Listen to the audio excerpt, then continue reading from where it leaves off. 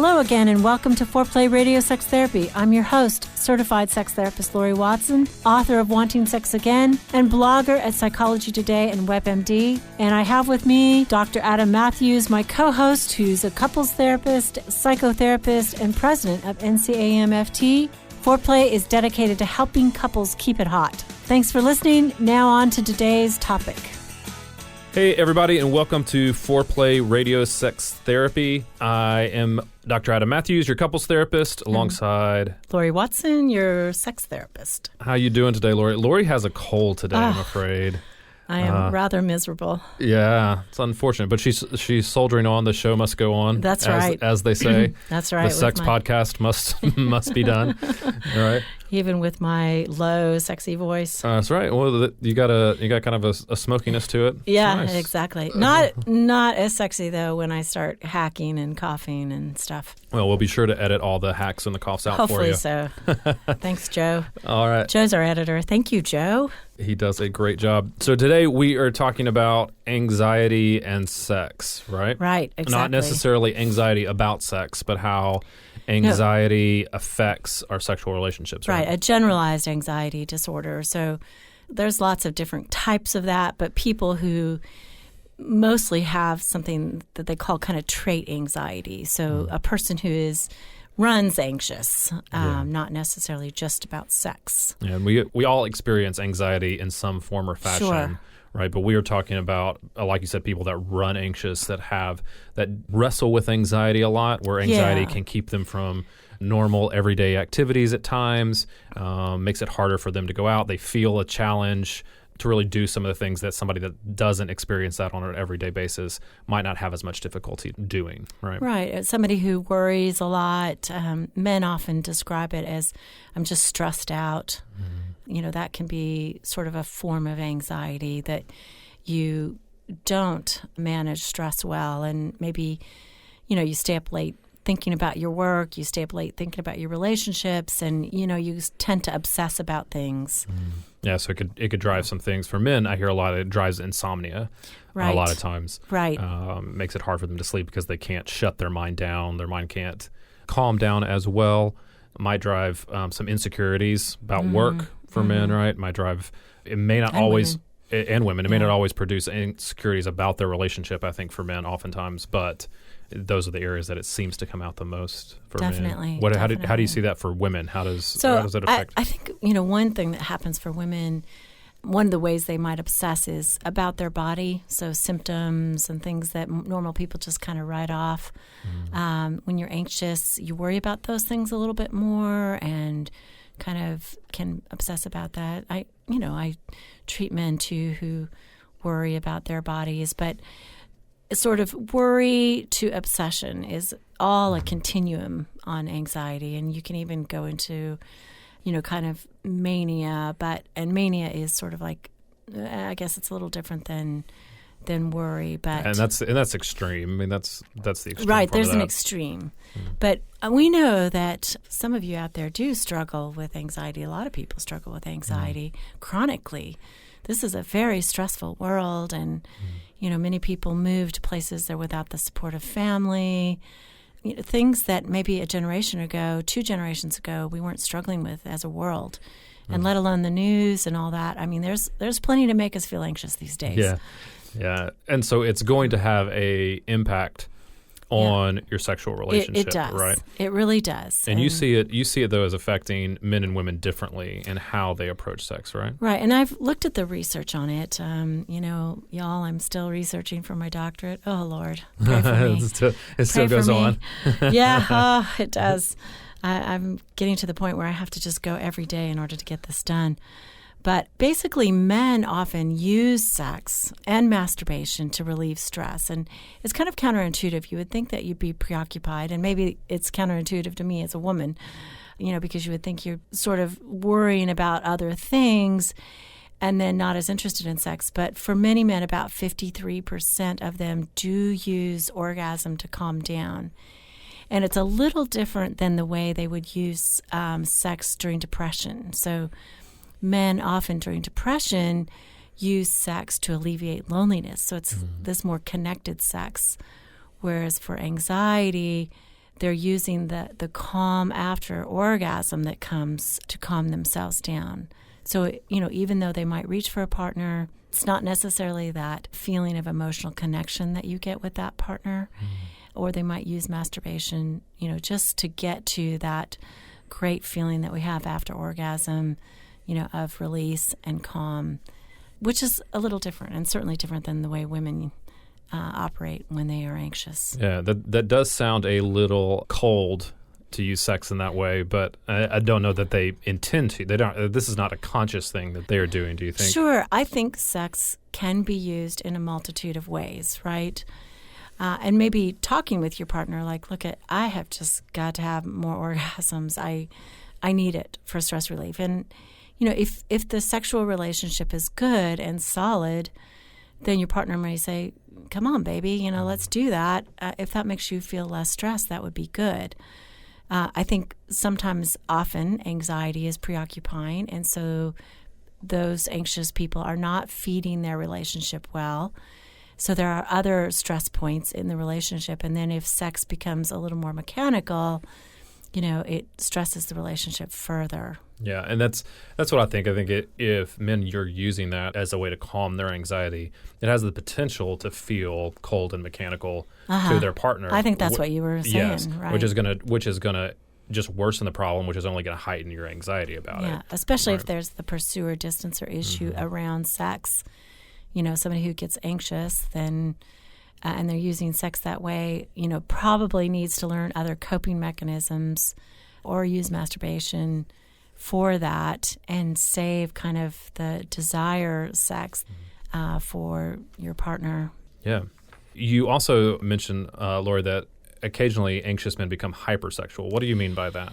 Yeah, how does that So happen? this lends more toward the extreme, but it's true that some men who are not manic, so manic is the upper swing of bipolar disorder, but even men who are just anxious sometimes become hypersexual, and they get preoccupied in a more obsessive way about sex. And this is differentiated from kind of the normal struggle, but with these men, they feel a lot of anxiety of, I got to have it again. I'm not going to get it. And that preoccupation, of course, feeds the anxiety about it. So it's sort of like a focal point where women might be focused more on hypochondria, what their body symptoms mean. Men might maybe hyper-focus on the availability of sex and just sort of needing it with it, not necessarily comforting them or providing the stress release that you would think. Yeah. Does it have the potential to drive them outside of the relationship if they're not getting that sexual need met in the relationship? That's a big question, right? Yeah. And for all of us, that's a big question. What happens when our sexual needs are not met? But this is maybe a different sort of sexual need. Not necessarily. We're not talking about a guy with a normal higher drive than his female partner. We're talking about it being exacerbated by the anxiety condition, which is slightly different. So, I think a lot of that depends on many, many factors, whether somebody would step outside their relationship. With whether they'd be, caught in pornography or porn or, masturbating in some way that would be more than others. But I think there are other issues structurally and internally for the person that would cause somebody to step out. I don't think I've ever heard of any correlation with anxiety being one of those. Okay. But what's the other side look like? If men are not seeking it to soothe their anxiety sexually, how are they doing that? Other men who sort of are not the ones who would use sex, when you're anxious, you're worried about this, that, and the other thing. And so those men sort of operate more what we would expect, which is they don't think about sex. They don't want to have sex because they're preoccupied by getting something done or a relationship that's in trouble or worries about any number of things, right? Our kids, their finances. It could be anything. I swear to goodness, my husband, when the car is not working, like when something's broken, he doesn't want to have sex until he can fix that thing. He just gets single focused. It's so it's taking care of business, whatever that business is, whatever they find to say this is what is necessary for life to be peaceful and functional. They're going to pour their energy into that and trying to help regulate their anxiety. Exactly. Okay. Well, let's come back after the break and talk about women's reactions to anxiety, and then maybe talk a little bit at the end about what you can do about an anxiety disorder to kind of help manage it. Yeah. Thank you so much to all our Patreon supporters, right? Yeah. Patreon is a platform where you can directly support things that you love. We really want to expand the resources that we can be able to provide to you as our listeners. If, our work touches you and our work helps you, we would be so grateful for your support. Just go to our website, foreplayrst.com, and there you can find a way to support us, and you can see our episodes and our blogs. And thank you so much, guys. Speaking with certified sex therapist Laurie Watson from Awakening Center for Couples and Intimacy.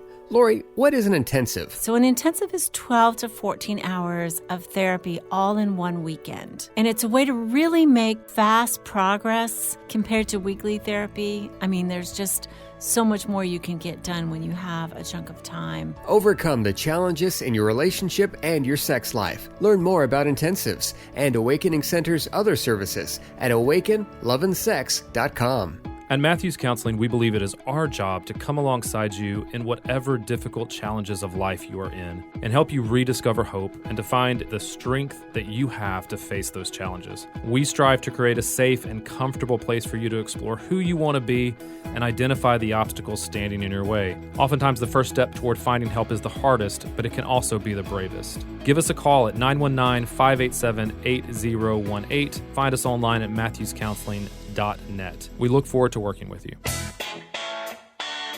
All right, we're back with Foreplay Radio Sex Therapy talking about anxiety and how it relates to sex. We talked about men in our first part, and now it's women's turns, right?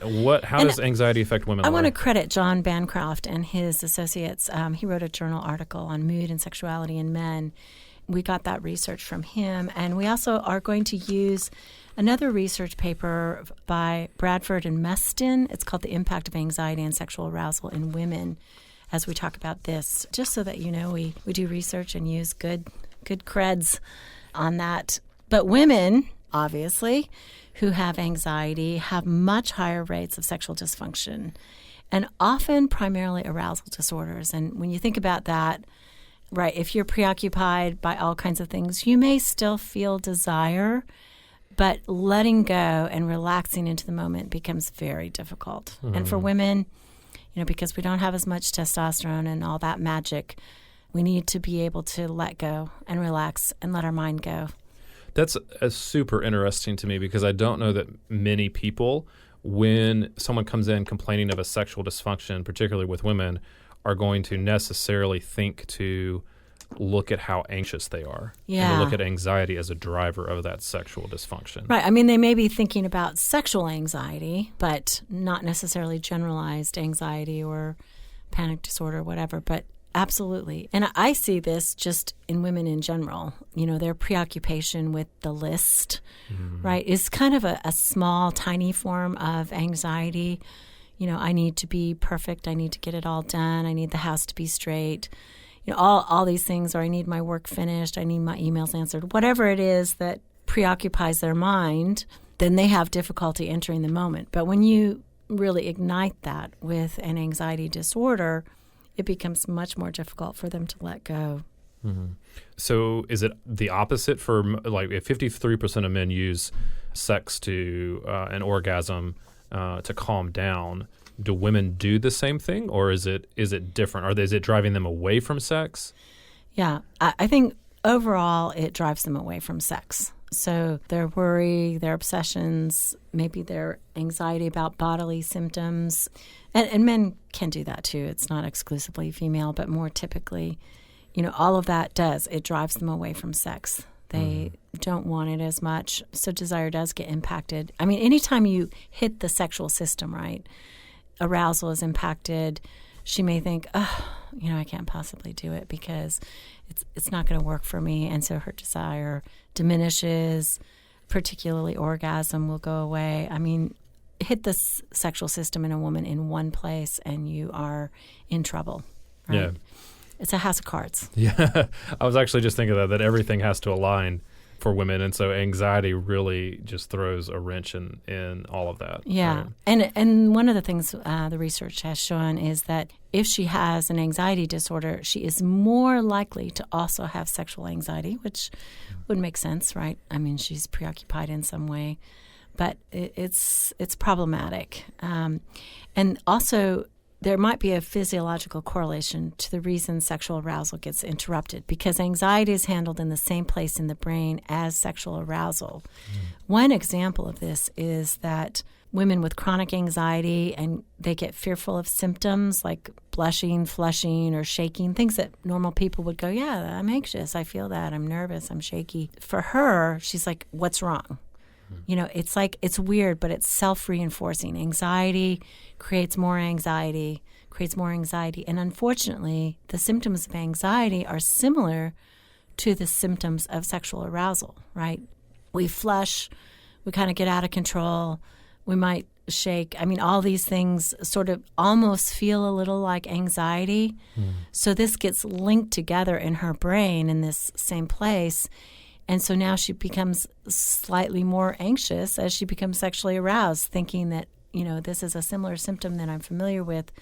What's wrong? And so the brain can do a number of crazy things. Is that different for men, though? Yeah. I mean, I think that men, their arousal is so much easier and simplistic, you know, and boom, you know, they can have an erection so quickly, be fully aroused. Whereas for women, this is, you know, a 20-minute process. And so she has a lot of time in there to think about what's happening in her body, to observe it, to worry about it, and to feel it in a different way. Whereas I think for most men, arousal is really quick. It just bypasses their brain in a way that, boom, I'm done. That's good. This is a good thing. You know, it's a good thing. Yep. Yeah. So that hence the not thinking with the right brain. Right. Right. One thing that I found interesting as I was researching is that there are certain optimal levels of anxiety. So this is not necessarily trait anxiety where a woman feels chronically anxious, but there are certain moments, right, situational anxiety that actually help her. So like, you know, if a woman sees a scary movie, for instance, and there's just, you know, she's with her buddy, her partner, and you know, then afterwards they're like, oh, wasn't that a great movie? It resolved. It was wonderful. That heightened physiological arousal of the scary movie actually may make it easier for her to turn on. It's also the same effect as vigorous exercise, you know, that creates sort of like a 30-minute window of physiological arousal that translates over to easier sexual arousal. So all these men are going to say, let's rush out and see Halloween, you know. Let's see all the scary movies. So what do we do about it, Laurie? I mean, how do we address anxiety for whether male, female? How do we address it? Like, what are some things we do to start to keep this, specifically keep it out of our sexual relationship, right? Exactly. So one of the most common ways physicians manage anxiety for people is they put them on an SSRI, right, which is an antidepressant, and that's a little of a misnomer because SSRIs handle anxiety as well as depression, raising our serotonin levels. Unfortunately, SSRIs also lower our sexual desire. It's almost like we become a little sated and don't need as much sex, and so that depresses and dampens desire as well as orgasm in both men and women. So not the best solution. However, you know, when you struggle with chronic anxiety, sometimes it's so exhausting. I mean, people are working uphill who have chronic anxiety, so they do need help. And so we got to manage it in another way. Maybe they do need the drug, and I'm not against meds.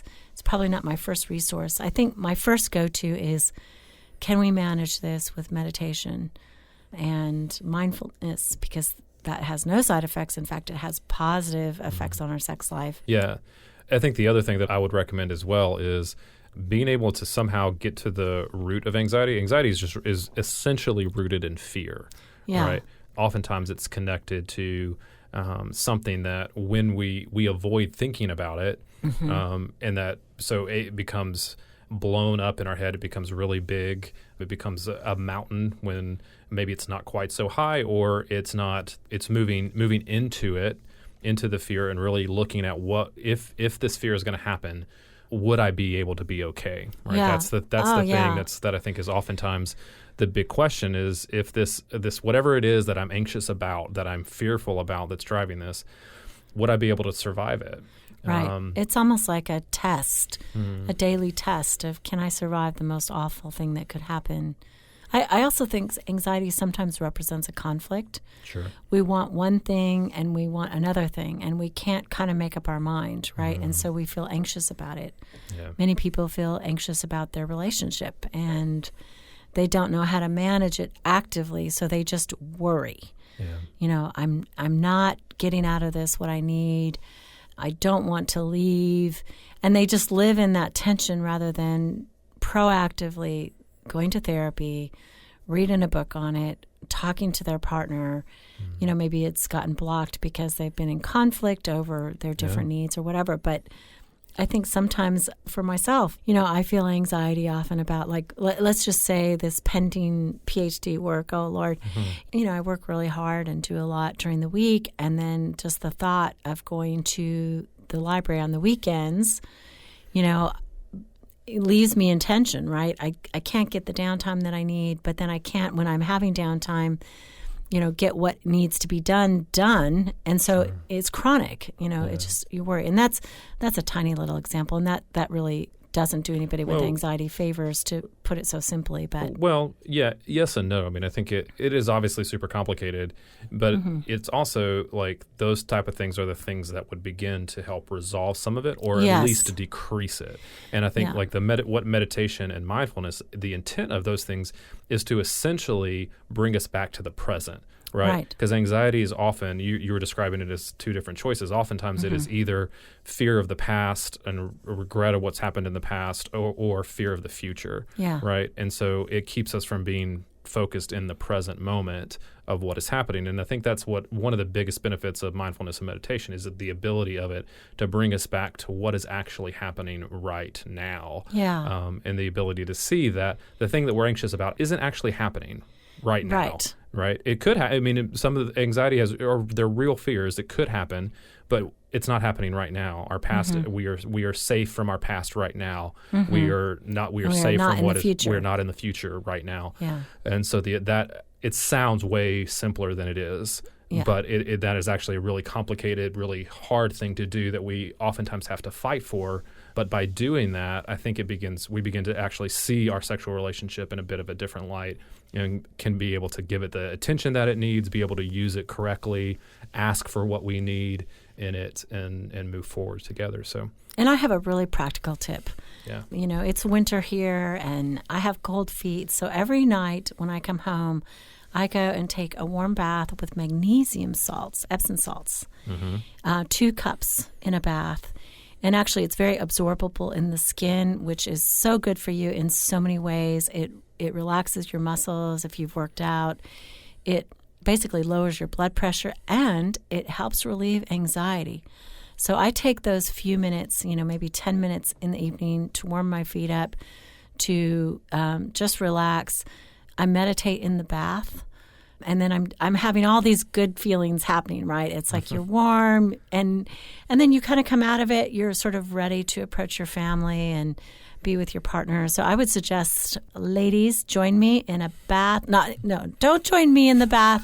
That was not an innuendo. Lori's inviting all of you over on your own to her house, her gigantic hot tub, which is basically hot tubs are just basically taking baths together. Yeah. So come on over, so or if you Laurie will give out her address later. No, she won't. Or just do it on your own. Yeah. No, what I mean is, it's like I'll commit to just this moment of taking care of yourself, relaxing, doing a little bit of meditation. The cool thing is, right, you're clean, you're warm, you're ready to go. Yeah. Awesome. Okay. Well, thanks for joining us today and talking about anxiety and sex. As always, I'm Dr. Adam Mathews, your couples therapist. And I'm Laurie Watson, your sex therapist. See you next time.